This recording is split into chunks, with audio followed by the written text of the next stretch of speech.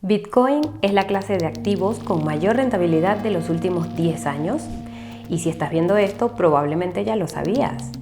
Pero ¿hasta qué punto sabes por qué es así? ¿Qué hace que BTC sea tan valioso y por qué las instituciones y los gobiernos se lo toman tan en serio hoy en día? Al fin y al cabo, no hace tanto tiempo solo era el dinero tonto de Internet. Si sigues pensando que la respuesta es pura especulación, este vídeo es para ti. Tenemos un nuevo informe de BlackRock que pone al descubierto la verdadera razón por la que las élites están acumulando BTC tan rápido como pueden. Si quieres descubrir por qué, será mejor que prestes atención. Como ya hemos dicho, el informe que traemos hoy procede de BlackRock y se titula Bitcoin, un diversificador único.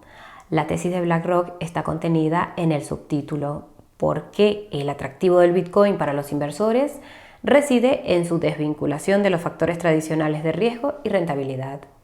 Llegaremos a este tema dentro de un momento, pero primero hablemos de BlackRock. Todos sabemos que desde que se lanzaron los ETFs al contado en enero, BlackRock ha sido el mayor defensor del Bitcoin en Wall Street. Pero quizás te sorprenda saber que en realidad lleva experimentando con las criptomonedas desde hace más de 2 años. En el prólogo del informe, los autores nos recuerdan que BlackRock empezó a ofrecer a sus clientes institucionales la posibilidad de invertir y operar con BTC en agosto de 2022. Fue entonces cuando integró Coinbase Prime en su plataforma de gestión de carteras y en el mismo mes, BlackRock también lanzó un fondo privado de BTC para sus clientes institucionales. Esto es algo que hay que tener en cuenta cuando hablemos de los ETFs al contado porque se tiende a hablar de ellos como un momento decisivo en la adopción institucional del Bitcoin. Y esto es cierto en parte, pero si has visto nuestro último vídeo sobre quién está comprando los ETFs, sabrás que las entradas proceden principalmente de inversores minoristas. Las instituciones que querían exponerse a BTC lo han podido hacer a través de BlackRock desde hace bastante tiempo. En cualquier caso, los autores también nos dicen que BlackRock pasó años estudiando al Bitcoin antes de que todo esto llegara a buen puerto y por lo que se indica en el informe, está claro que han hecho sus deberes.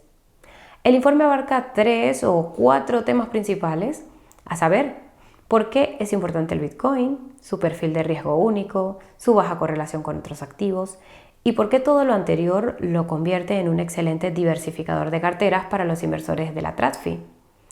Empecemos con por qué es importante el Bitcoin. Si estás suscrito a este canal, probablemente no necesites que te convenzan. Pero si te sirve de algo, BlackRock sabe muy bien cómo comercializar esta tecnología. El informe describe las propiedades básicas del BTC como avances para múltiples problemas centenarios con los que otras formas de dinero han luchado. Concretamente, estos problemas son la inflación y la devaluación, la dificultad para realizar transacciones transfronterizas, el acceso limitado por la geografía y el control por parte de una autoridad central. El Bitcoin resuelve estos problemas al ser un sistema monetario descentralizado, sin necesidad de terceros de confianza y de acceso verdaderamente abierto. Nunca antes había existido nada parecido. El límite fijo de suministro de 21 millones de unidades de BTC significa que no se puede devaluar y su naturaleza nativa digital significa que se puede transportar a cualquier parte del mundo casi en tiempo real con un coste casi nulo. Por primera vez, tenemos una forma de dinero que hace que el movimiento de valor a través de las fronteras políticas se realice sin fricciones. Los autores incluyen una nota a pie de página ligeramente inquietante que dice, citamos, no hay ninguna garantía de que el actual límite de suministro de 21 millones de bitcoins en circulación, que se calcula que se alcanzará aproximadamente en el año 2140, no cambie nunca. Se puede decir con seguridad que se trata de los abogados de BlackRock actuando con extrema seguridad, pero es suficiente para ponerte la piel de gallina.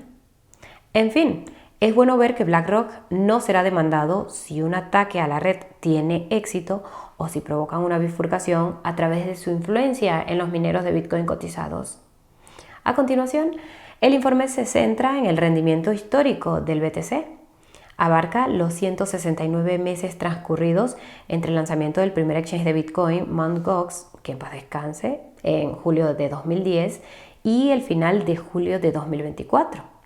Entonces, ¿Quién sabe por cuántas veces ha multiplicado BTC en este periodo? Redobles de tambores, por favor. 807.000 veces. No está nada mal. El informe señala que el BTC ha superado a las principales clases de activos en 7 de los últimos 10 años, lo que supone una rentabilidad de más del 100% anualizada durante este periodo. En los otros 3 años, el Bitcoin fue, como es sabido, el activo con peor rendimiento, con caídas de más del 50%. Para los inversores reacios a la volatilidad, esto puede resultar poco atractivo, pero por otro lado, es bastante sorprendente ver tus temporadas de compra y venta marcadas en el calendario con tanta claridad. A continuación, el informe aborda los factores que impulsan el comportamiento del precio del Bitcoin.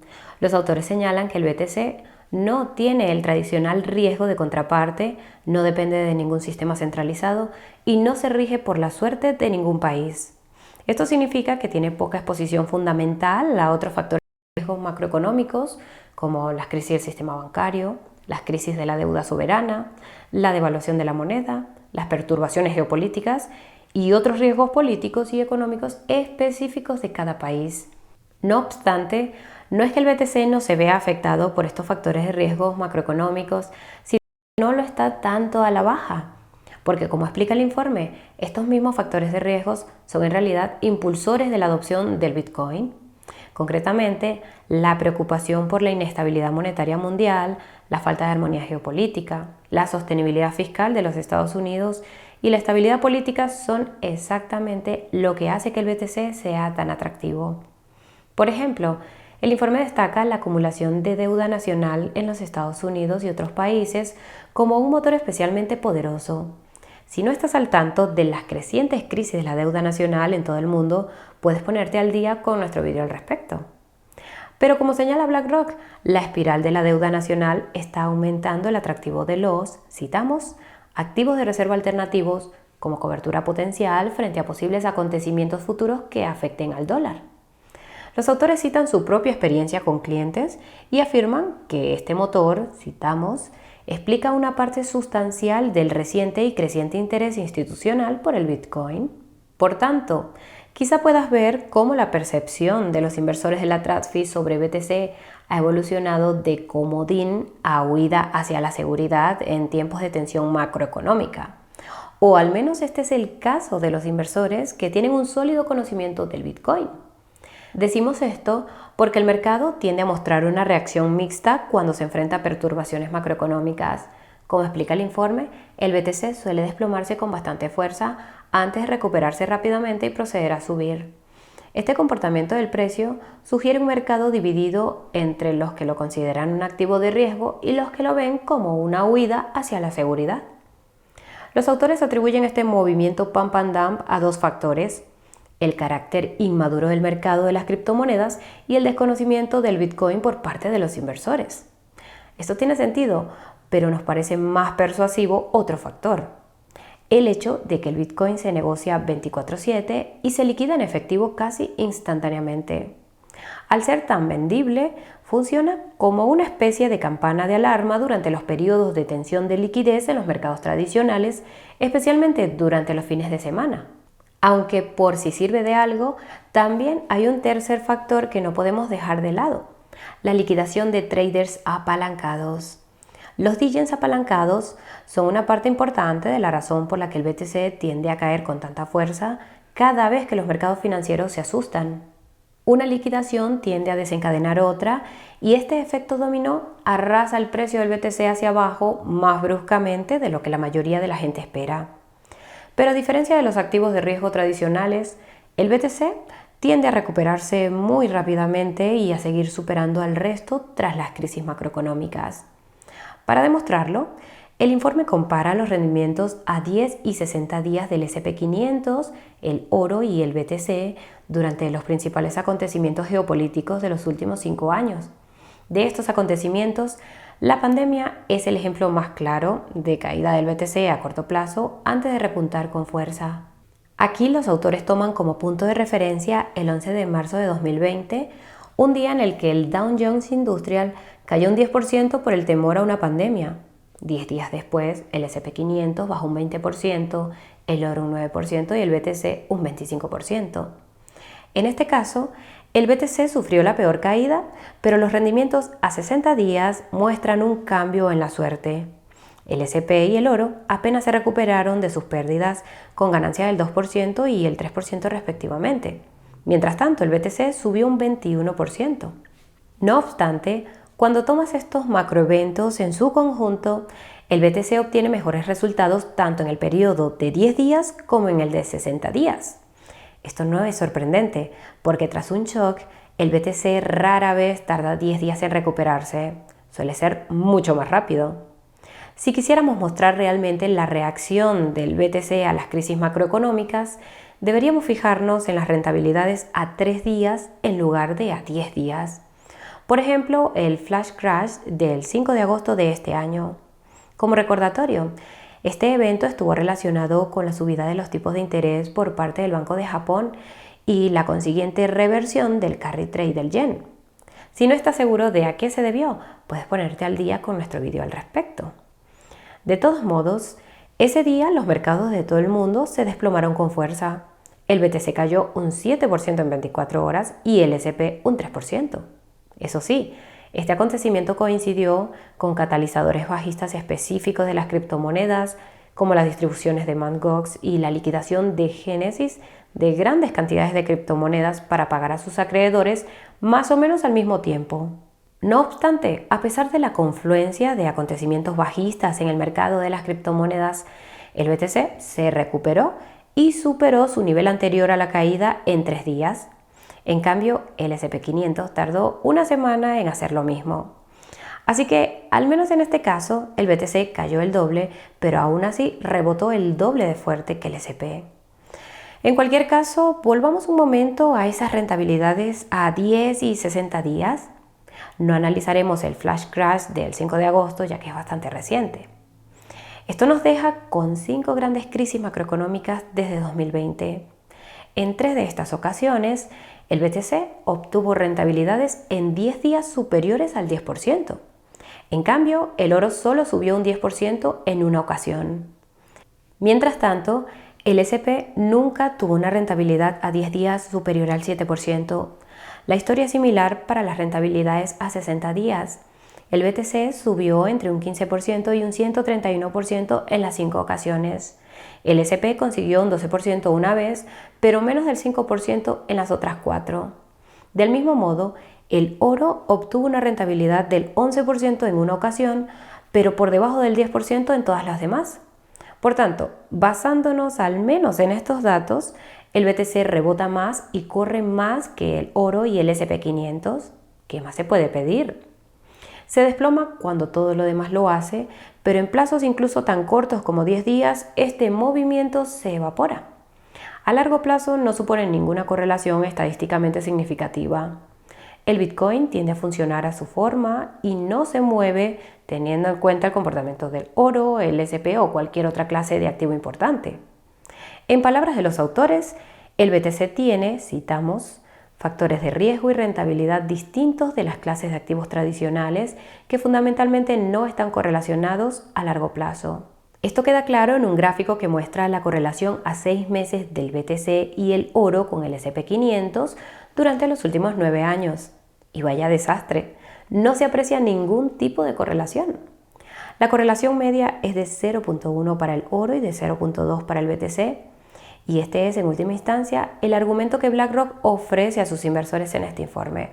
El valor del BTC para los inversores de la TradFi es su escasa correlación con otras grandes clases de activos. Si te preguntas por qué esto es tan importante, la pista está en el título del informe: Bitcoin, un diversificador único. Retrocedamos un momento. En la introducción, los autores explican que una de las preguntas más frecuentes de los clientes de BlackRock interesados en las criptomonedas ¿es el Bitcoin un activo de riesgo o no? Puede que el concepto de riesgo nos resulte familiar a los DJs de ahí fuera, pero el par de riesgo o sin riesgo, en inglés risk on o risk off, es un principio fundamental para estructurar carteras en la TradFi. Probablemente hayas oído hablar de la tradicional cartera 60-40, en la que el 60% consiste en activos de riesgo, normalmente acciones, y el 40% en activos sin riesgo, normalmente bonos.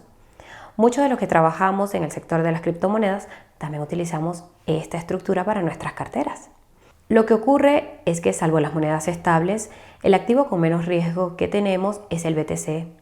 Por tanto, una cartera de criptomonedas conservadora podría ser 60% BTC y 40% ETH.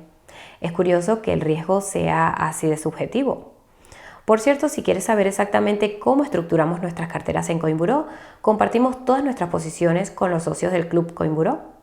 Además de conocer en primicia lo que estamos comprando y vendiendo, nuestros socios también votan criptomonedas y protocolos prometedores de baja capitalización para que los analicemos cada semana en el formato clásico con el que nos dimos a conocer.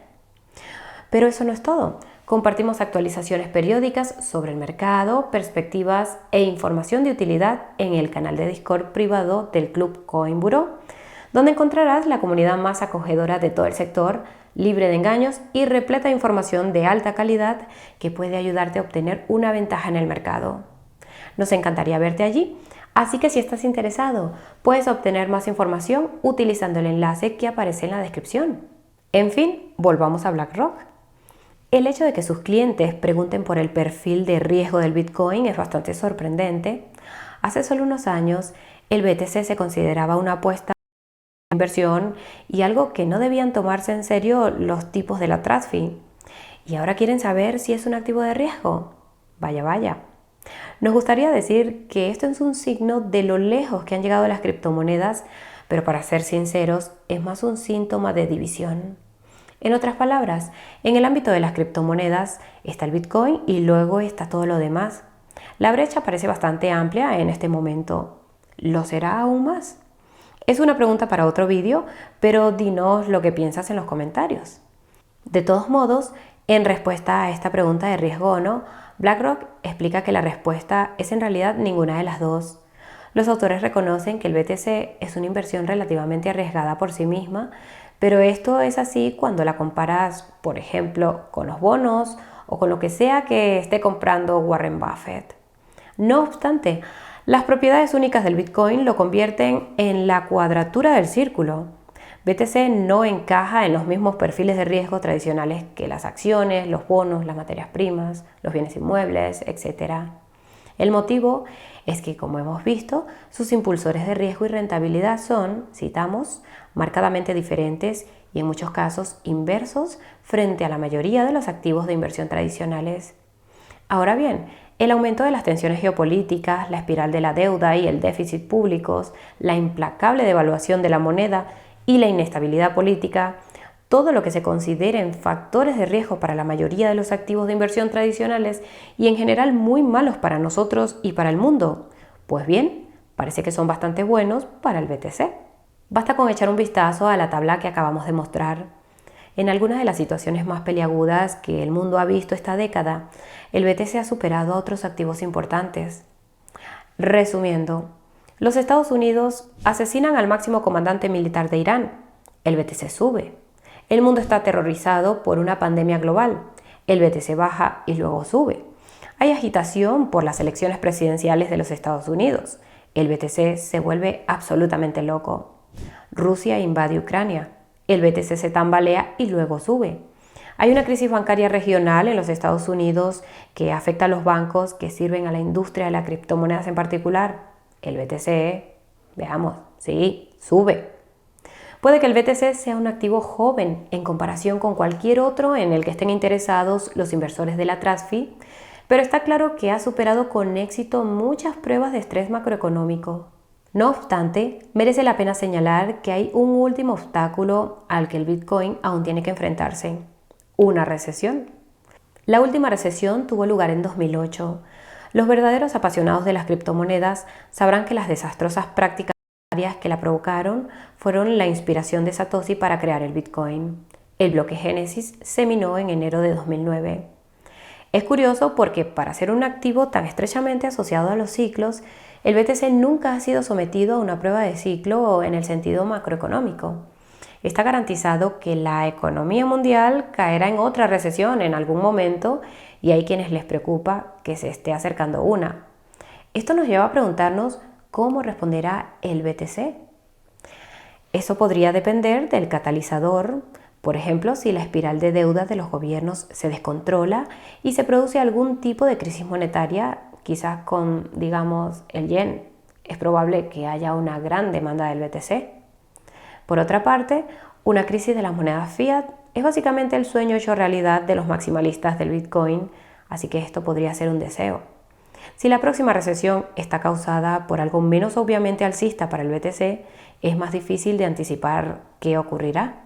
El informe de BlackRock nos muestra que el BTC no puede encasillarse como un típico activo de riesgo o no. Tiende a obtener mejores resultados en tiempos de tensión geopolítica y estrés macroeconómico, pero también es el activo más sensible a la liquidez que existe. Si la liquidez se agota durante un periodo prolongado, probablemente sea demasiado pedir que el BTC suba. Pero por otro lado, en una recesión, la liquidez probablemente nunca se secará durante un periodo prolongado. El motivo es que independientemente del catalizador que desencadene la próxima recesión, es probable que los bancos centrales respondan con más flexibilización cuantitativa o QE. Más QE significa más debilitamiento de las monedas fiat, en cuyo caso el Bitcoin literalmente no puede perder. Esto es solo nuestra mejor suposición, así que dinos lo que piensas en los comentarios. ¿Cómo crees que se comportaría el BTC en una recesión real? ¿Qué aspecto tiene el peor escenario? Por lo que nosotros y BlackRock podemos decir, la mayoría de las desgracias que pueden ocurrir en la geopolítica y la economía mundial solo parecen hacer más fuerte al Bitcoin. No estamos seguros de si deberíamos alegrarnos por ello, pero bueno, creemos que necesitamos poseer más BTC. Y hasta aquí el vídeo de hoy. Si te ha servido de algo, no olvides pulsar el botón de me gusta. Si no estás suscrito o aún no has activado la campanita de notificación, adelante, no te lo pierdas. Como siempre, gracias por acompañarnos hasta el final. Nos vemos en un Satoshi. Chao, chao.